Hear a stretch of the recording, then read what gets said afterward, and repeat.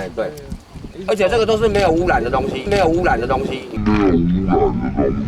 不是啦，老板，你那个都是打包好的，这个吊车一吊上去就走了。本所近日经民众与村长举报，垃圾回收厂商于村内擅自设置回收分类站，并堆放资源回收物。秀林乡公所第一时间于108年6月11号将疑似违规情形查报至环保局。环保局表示，近期将安排会勘，请业者出面说明，以厘清村民疑虑。由于民众反弹声浪日益高涨，秘书胡孝明会同县府环保局人员、乡代潘建雄、周贤德村长、本所相关科室人员及土地出租人和承租人共同到场勘验，表达希望业者尽速将现场堆放的物品清除。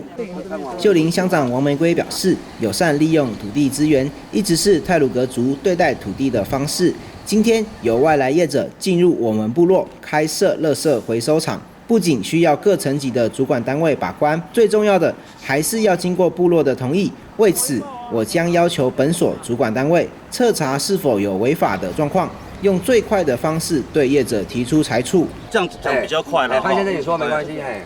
在你还没有这办新办事业计划之前，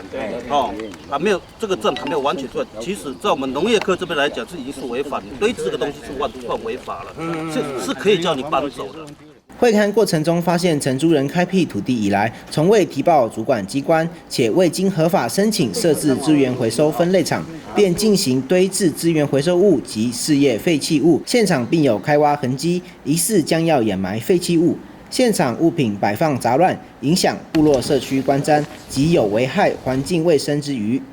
本所期望任何外来业者欲进入部落开发，在接受各主管机关审核的同时，必须经过部落的同意，才能进入部落开发。而后也欢迎乡民踊跃提报陈情，本所亦将主动积极的会勘查报，携手打造健康无污染的部落环境。秀林乡公所美宣组陆文新、蔡成勋、鲁努瓦西报道。